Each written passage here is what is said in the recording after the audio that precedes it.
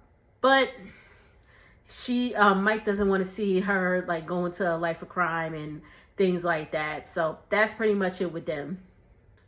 Troy is on his way to Buffalo. Z's like, I feel like a girlfriend. I'm like, okay, whatever.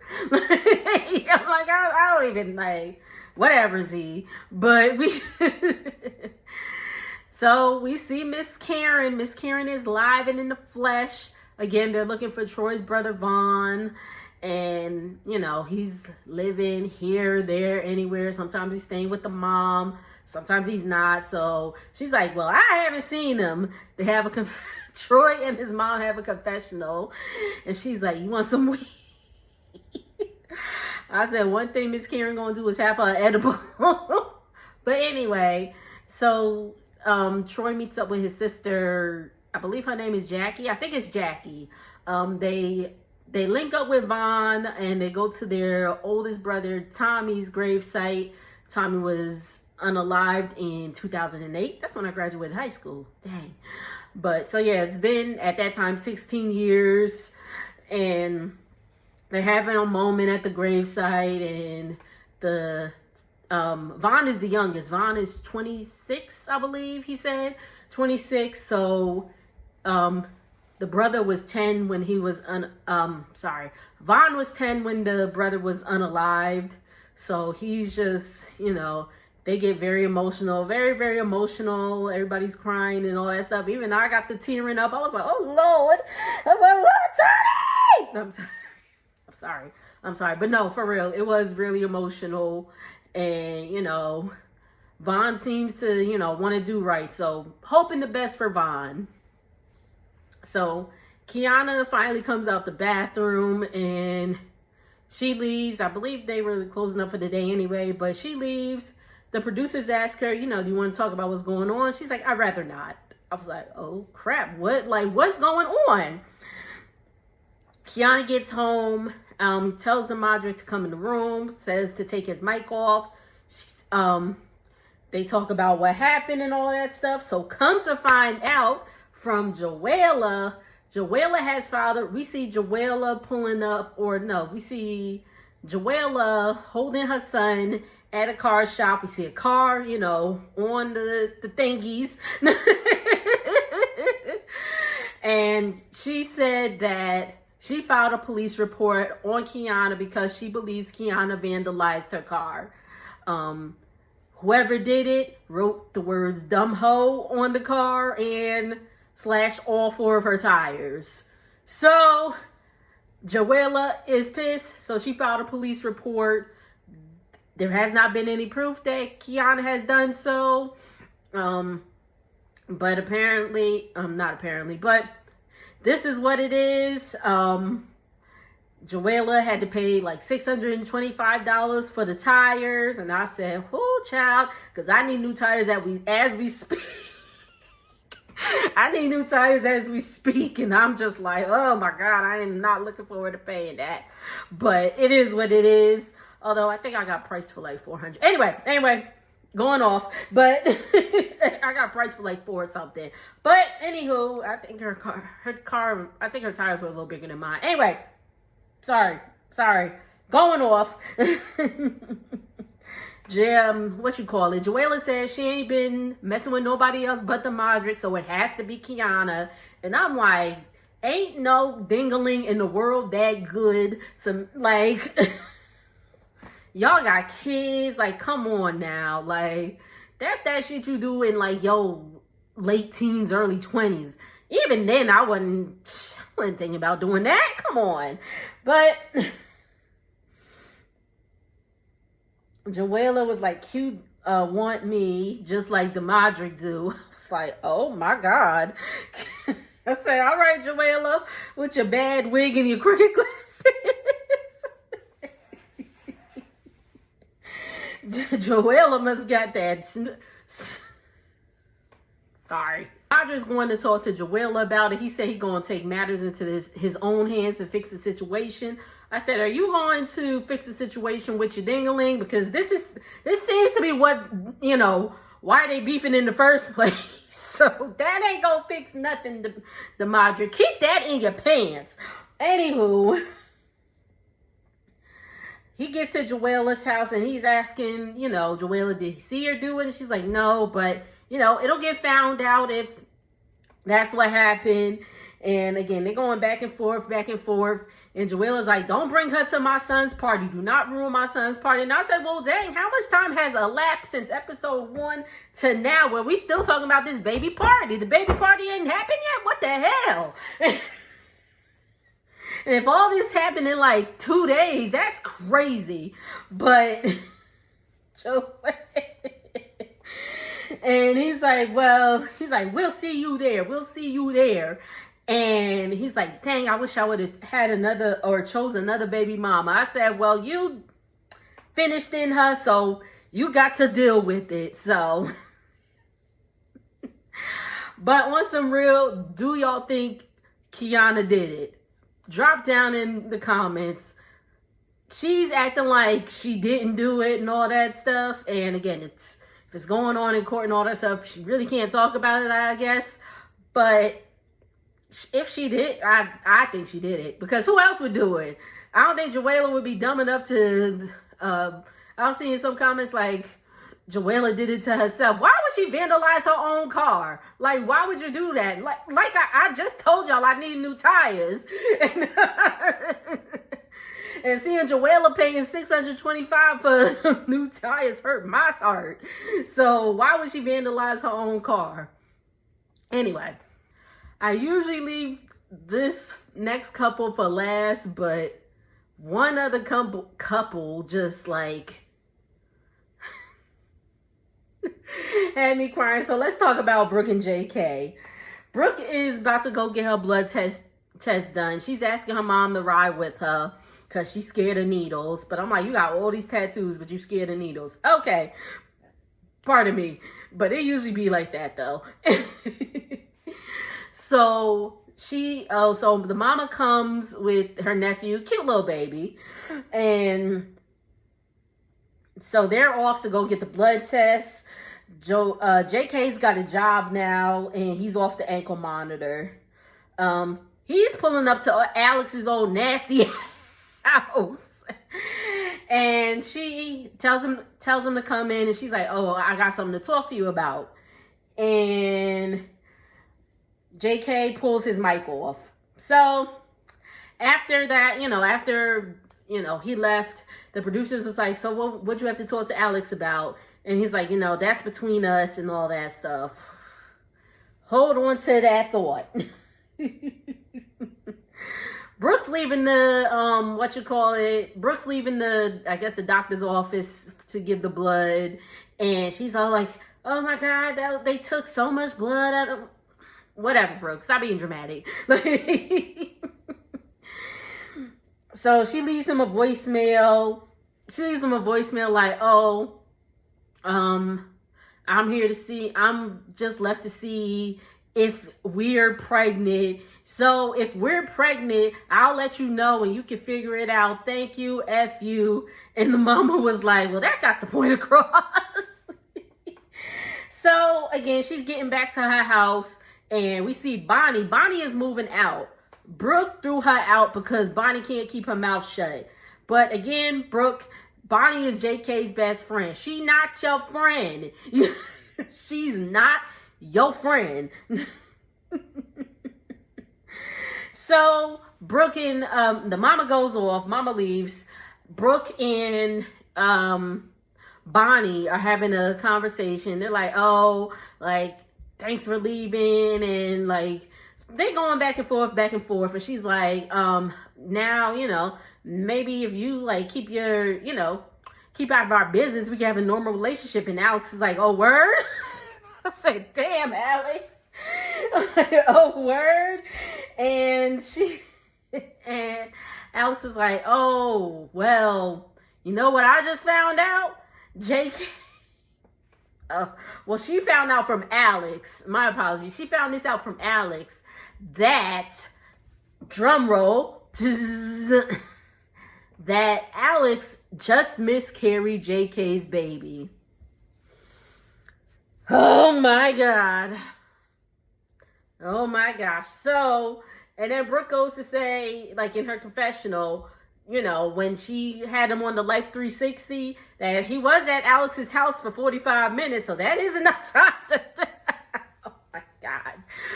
So that's what's going on. And Bonnie said that she called Alex because Alex has a nice job. And I said, oh, she got a decent paying job, but she can't afford to fix that nasty ass house.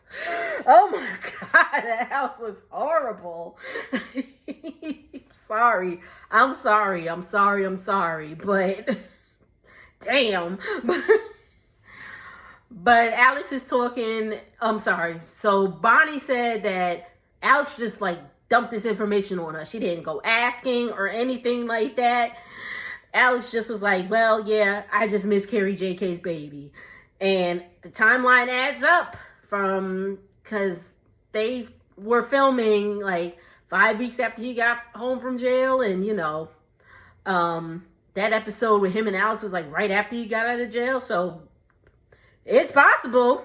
And child, that's a mess. Brooke also heads to Kathy's job, JK's mom. Looks like she works at maybe a doctor's office or a dentist's office or something like that. Looks like she has an office job. She comes out and she's like, have you heard from your son? Because apparently Kathy hasn't heard from him either.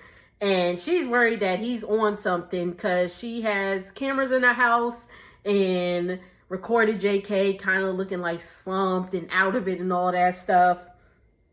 So Kathy's worried about JK. She's like, she doesn't want to be in the club where you have to bury your son. She lets us know that she has 3 good friends that unfortunately had to bury their son. So she does not want to be part of that club. So JK, get your act together. And Bonnie wants JK. I bet you Bonnie wants JK. I think Bonnie wants JK. What do y'all think? Courtney is in Mark the Creep's car, and he's just like, you should just move in with me. I can make it better. Courtney's like, no. And he's like, what's stopping you? I'm not asking you to stay in my bed. You'll have your own room. Courtney says she wants her own independence. Mark is like, I can see a future with Courtney.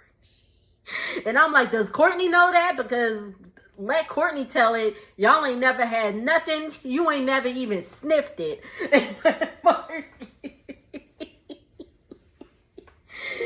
So Mark is like, my pocket's always open for Courtney. And apparently, as long as she say the word, so will be his pants dropping for Courtney. But again, Mark said they had some hot moments. Maybe they had a heavy makeout session, but maybe he just imagined it. He looked like one of the people that just imagined it. Like I said, he's one of the people you give attention and it's like, oh, we go together. Like, so Mark drops her off and gives her $60. Courtney keeps saying she wants her own independence, but keep asking these men for money. And she's all like, well, we'll get to that in a minute. 5 days later, Will is on his way to a lawyer to start the divorce proceedings. So I was like, dang, he really, they really got married. So what I'm thinking is, and correct me if I'm wrong, I'm not 100% sure, but do you have to, if you're filing divorce, do you have to file in the county you got married? I don't know. Correct me if I'm wrong. I think that's what you have to do. So he heads to a lawyer, starts the divorce proceeding. So I was like, dang. So did they really get married and he just filed the papers, when he got back home? What's the deal? But anywho, Courtney's friend Mac picks her up, and she is a female friend that Courtney met in jail. And Courtney is moving into a house that she got through Mark. And I was like, see, Courtney, there you go. Again, one of your own independence, but this man who is clearly attracted to you and clearly wants to sniff it had to get you a house. Come on, man. Come on. But anywho, so we find out at the time, Will and Courtney have only been married for 6 weeks. And he was worried because he makes a good amount of money. Would he have to pay alimony? The lawyer said probably not, because they've been married for such a short amount of time. And they also haven't lived together. So, But anywho, so we're in the car with Mac and Courtney. Courtney said her and Mac were in jail together. They have done things, but they never went together. They have done, sorry. But that's what it was given. So Mac's in the car driving, and damn, even Mac is like, just be with a woman. And he's like, and Mac's like, you know what I am? She's like, I'm toothless and ruthless, and I'll still pull your bitch or your man. And I said, dang, even Mac ain't got no teeth. What is up with all these people? Where is their teeth?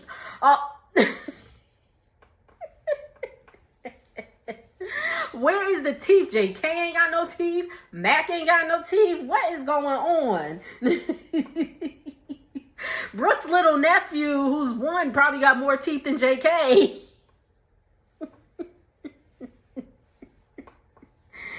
So the lawyer's like, get this back with Will and the lawyer. He's like, you want to get this done as soon as possible. So seems like that's what Will is getting ready to do.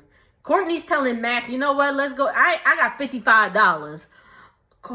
Courtney says, let's pull up to this pawn shop. I'm going to try to pawn this wedding ring Will got me and this coat. It was like the big long leopard coat. That's the coat she got married in. She's just like, she just wants to be done. So she going to pawn it and get some money.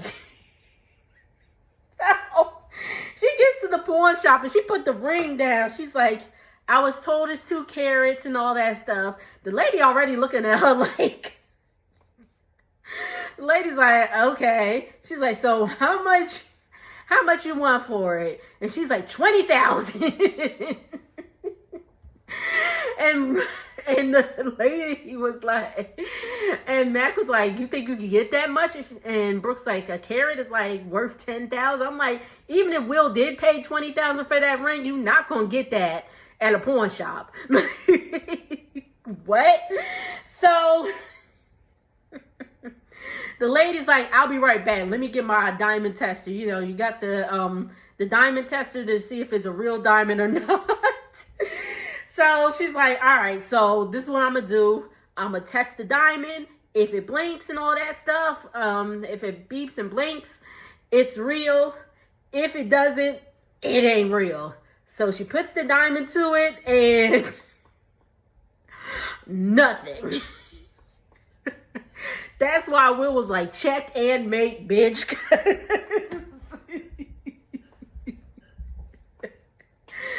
Because I was like, all right, Will ain't that dumb. Will's not that dumb to spend $20K on a ring for freaking Courtney.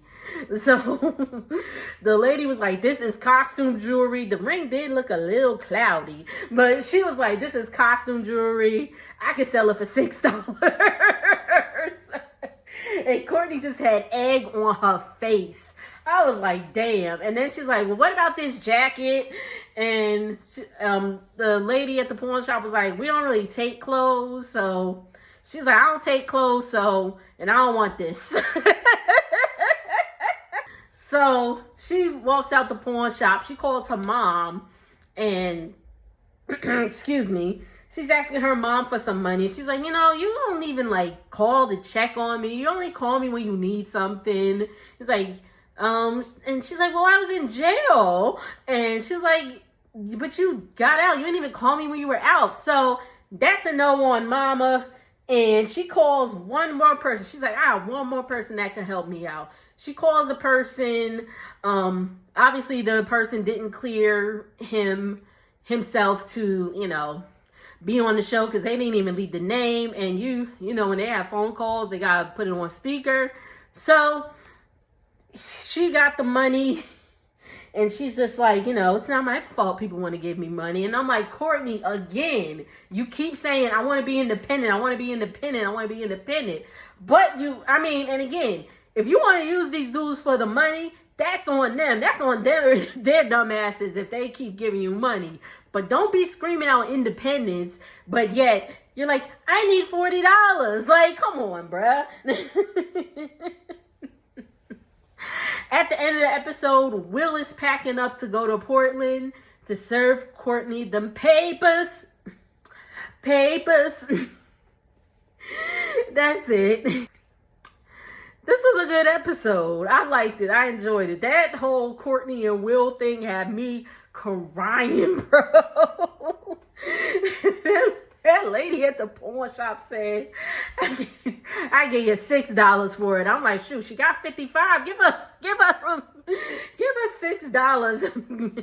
Give her $61. But anyway, that's it. Thank y'all so much for tuning in. If you like what you see, make sure to like, comment, and subscribe, and share my video to a friend, 2 or 500. Later, y'all.